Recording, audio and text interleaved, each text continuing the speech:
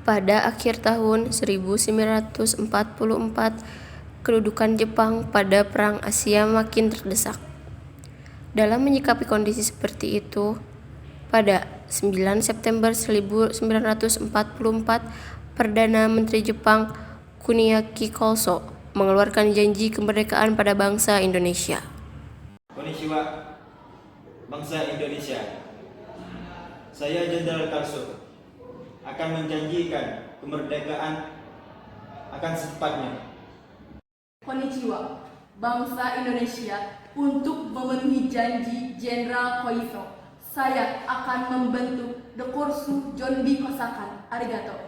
Jepang meyakinkan bangsa Indonesia tentang kemerdekaan yang dijanjikan dengan membentuk Badan Penyelidik Usaha-usaha Persiapan Kemerdekaan Indonesia yang disebut dengan BPUPKI. Badan ini dalam bahasa Jepang disebut Doku Ritsujunbi Kosakai.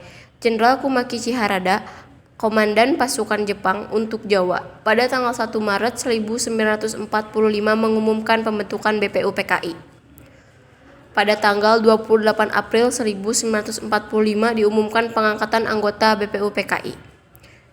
Upacara peresmiannya dilaksanakan di Gedung Chuosangi Inde Pejambon, Jakarta, atau sekarang lebih dikenal dengan Gedung Departemen Luar Negeri. Ketua BPUPKI ditunjuk Jepang adalah Dr. Rajiman Widyo Niningrat. Wakilnya adalah Ichibangase dari Jepang, dan sebagai sekretarisnya adalah R.P. Suroso. Jumlah anggota BPUPKI adalah 63 orang yang mewakili hampir seluruh wilayah Indonesia, ditambah 7 orang tanpa hak suara. Saudara-saudara, sekarang saatnya kita membentuk dasar negara Indonesia supaya negara Indonesia semakin sempurna kemerdekaannya. Barangkali ada yang berniat mengusulkan, silakan. Saya berniat mengusulkan dasar negara itu. Saya pun ingin mengusulkan dasar negara itu. Saya pun ingin mengusulkan dasar negara itu. Perihal itu, kita buat lagi sendiri atau kita buat berdasarkan usulan-usulan rapat besar BPUPKI. Pertama-tama, mari kita dengarkan pendapat dari Muhammad Yamin. Kepada beliau, kami persilakan. Assalamualaikum warahmatullahi wabarakatuh. Waalaikumsalam. Terima kasih saudara-saudara telah bersedia mendengarkan usulan dasar negara yang hendak saya usulkan. Kelima dasar negara tersebut yakni Pri Kebangsaan, yang kedua Pri Kemanusiaan, yang ketiga Pri Ketuhanan, yang keempat Pri Kerakyatan, dan yang kelima Pri Kesejahteraan Rakyat. Demikian usulan tersebut saya beri nama dasar negara. Pemikiran bagus Muhammad Yamin. Kami akan mempertimbangkan. Rapat hari ini dicukupkan dan akan dilanjutkan pada tanggal 31 Maret 1945. Keesokan harinya, pada sidang kedua tanggal 31 Mei 1945, giliran Dr. Supomo yang menyampaikan pendapat di depan anggota BPUPKI. Hari ini, sidang BPUPKI yang kedua saya buka. Mari kita dengarkan pendapat dari Dr. Supomo. Assalamualaikum warahmatullahi wabarakatuh. Waalaikumsalam warahmatullahi wabarakatuh. Saya ucapkan terima kasih kepada Dr. Rajiman selaku Ketua BPUPKI beserta anggota sidang lainnya yang telah mengusulkan pendapat. Pemikiran saya, negara yang akan dibentuk hendaklah negara yang integralistik yang berdasarkan hal-hal berikut. 1. Persatuan. 2. Kekeluargaan. 3. Keseimbangan lahir dan batin. 4. Musyawarah. 5. Keadilan rakyat. Demikian usul-usul mengenai dasar negara dari saya. Mohon dijadikan pertimbangan. Terima kasih dan wassalamualaikum warahmatullahi wabarakatuh. Waalaikumsalam warahmatullahi wabarakatuh. Usulan yang bagus, Dr. Supomo. Terima kasih. Usulan-usulan hari ini akan kami pertimbangkan dan untuk rapat selanjutnya akan kami dengarkan usulan dari Insinyur Soeharto.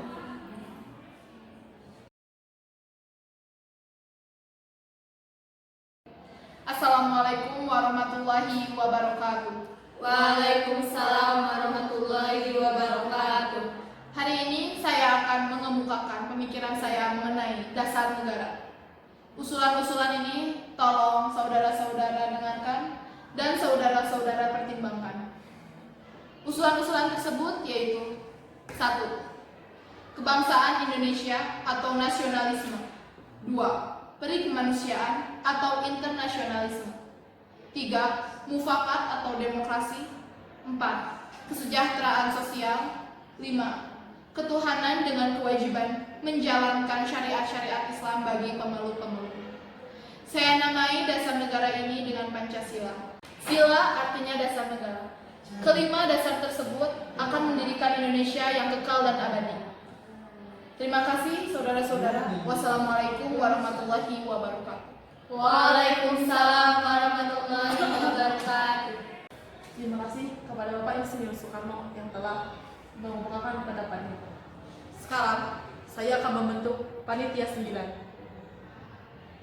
Pada sidang itu pula dibentuk panitia kecil dengan Insinyur Soekarno sebagai ketua yang beranggotakan Dr. Andes Muhammad Hatta, Mr. Muhammad Yamin, Mr. Ahmad Subarjo, Mr. A.A. Maramis, Abdul Qadir Muzakir, Wahid Hashim, Haji Agus Salim, Abi Kusnos Cokro Suyoso. Dalam persidangan yang dilakukan panitia 9 menghasilkan rumusan. 1. Ketuhanan dengan kewajiban menjalankan syariat Islam bagi pemeluk-pemeluknya. 2. Menurut dasar negara kemanusiaan yang adil dan beradab. 3. Persatuan Indonesia. 4. Dan kerakyatan yang dipimpin oleh hikmat kebijaksanaan dalam permusyawaratan perwakilan. 5. Keadilan sosial bagi seluruh rakyat Indonesia. Jadi, kesimpulan rapat hari ini adalah Indonesia sebagai negara republik. Selanjutnya, saya persilakan kepada perwakilan perancangan Undang-Undang Dasar untuk menyampaikan hasil sidang ini. Terima kasih. Saya akan membacakan hasil sidang yang telah kami lakukan. Hasil sidang itu adalah 1. Pernyataan Indonesia Merdeka. 2. Pembukaan Undang-Undang Dasar. 3. Undang-undang itu sendiri dan batang tubuh undang-undang. Dengan keberhasilan dari panitia perancang UU penyusun perancangan Undang-Undang Dasar, maka tugas BPUPKI dinyatakan selesai dan dibubarkan. Panitia 9 bekerja cerdas sehingga pada tanggal 22 Juni 1945 berhasil merumuskan dasar negara untuk Indonesia merdeka. Rumusan itu oleh Mr. Muhammad Yamin diberi nama Piagam Jakarta atau Jakarta Charter. Dr. Rajiman, tolong didengarkan. Bahwa sesungguhnya kemerdekaan itu ialah hak segala bangsa. Dan oleh sebab itu, maka penjajahan di atas dunia harus dihapuskan karena tidak sesuai dengan pri kemanusiaan dan pri keadilan. Dan perjuangan pergerakan kemerdekaan Indonesia telah sampailah kepada saat yang berbahagia dengan selamat sentosa mengantarkan rakyat Indonesia ke depan pintu gerbang negara Indonesia yang merdeka, bersatu, berdaulat, adil, dan makmur. Atas berkat rahmat Allah yang Maha Kuasa dan didorongkan oleh keinginan luhur supaya berkehidupan kebangsaan yang bebas, maka rakyat Indonesia menyatakan dengan ini kemerdekaannya. Kemudian daripada itu, untuk membentuk suatu pemerintah negara Indonesia yang merdeka, yang melindungi segenap bangsa Indonesia dan seluruh tumpah darah Indonesia, dan untuk memajukan kesejahteraan umum, mencerdaskan kehidupan bangsa, dan ikut melaksanakan ketertiban dunia yang berdasarkan kemerdekaan, perdamaian abadi, dan keadilan sosial. Maka disusunlah kemerdekaan kebangsaan Indonesia itu dalam suatu Undang-Undang Dasar Negara Republik Indonesia yang berbentuk dalam susunan negara Republik Indonesia yang berkedaulatan rakyat dengan berdasar kepada ketuhanan dengan kewajiban menjalankan syariat Islam bagi pemeluk-pemeluknya menurut dasar kemanusiaan yang adil dan beradab, persatuan Indonesia, dan kerakyatan yang dipimpin oleh hikmat kebijaksanaan dalam permusyawaratan perwakilan-perwakilan serta dengan mewujudkan suatu keadilan sosial bagi seluruh rakyat Indonesia. Jakarta, 22 Juni 1945. Persatuan Indonesia. Keempat, kerakyatan yang dipimpin oleh hikmat kebijaksanaan dalam permusyawaratan perwakilan. Dan yang kelima, keadilan sosial bagi seluruh rakyat Indonesia. Demikian hasil pemusyawaratan yang telah kami usulkan. Siapa yang hendak mengusulkan atau memberi usulan bagi rumusan ini? Salam tuan-tuan sekalian. Saya pikir sila pertama yaitu menjalankan syariat Islam bagi pemeluk-pemeluknya. Apakah jika ini diterapkan tidak akan membuat pertanyaan besar bagi masyarakat Indonesia? Syariat Islam harus ada dalam statement ini karena syariat Islam yang memungkinkan dan jelas.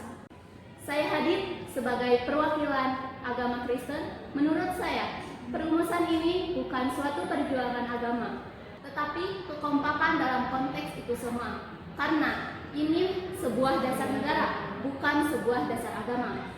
Saya tahu betul bahwa agama Islam di Indonesia sangat banyak. Saya hanya menyarankan bagaimana jika lebih baik kita mengusulkan usulan yang lain.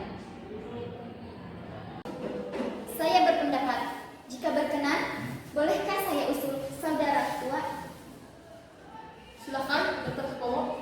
Menurut saya, sebaiknya sila pertama diganti karena dapat menuai permusuhan antara muslim dan non-muslim. Menurut Anda, sebaiknya diganti dengan apa? Menurut saya, sila pertama diganti dengan ketuhanan yang Maha Esa. Kalimat itu saya rasa bisa diterima oleh pihak muslim dan non-muslim. Saya setuju. Terima kasih, Dr. Supomo. Dengan ini, saya nyatakan sidang BPU PKI kedua berakhir dengan adanya kesepakatan bagi seluruh anggota.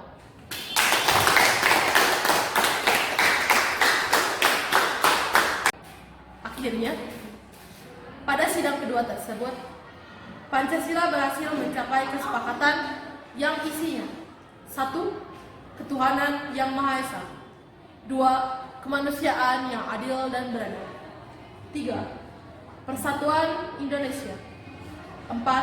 Kerakyatan yang dipimpin oleh hikmat kebijaksanaan dalam permusyawaratan perwakilan. 5. Keadilan sosial bagi seluruh rakyat Indonesia. Pada tanggal 6 Agustus 1945, Hiroshima dibom atom oleh Amerika Serikat. Keadaan itu mendorong Jepang membentuk Dokuritsu Junbi Inkai atau PPKI, tepatnya tanggal 7 Agustus 1945, dengan anggota berjumlah 21 orang. Tanggal 9 Agustus 1945, kota Nagasaki dibom atom oleh Amerika. Oleh karena itu, Jenderal Besar Terauchi, Panglima Tentara Umum Selatan, memanggil Insinyur Soekarno, Dr. Andes Muhammad Hatta, dan Dr. Rajiman Widyodiningrat agar datang ke markas di Dalat, Vietnam, untuk melakukan pertemuan tanggal 21 Agustus 1945.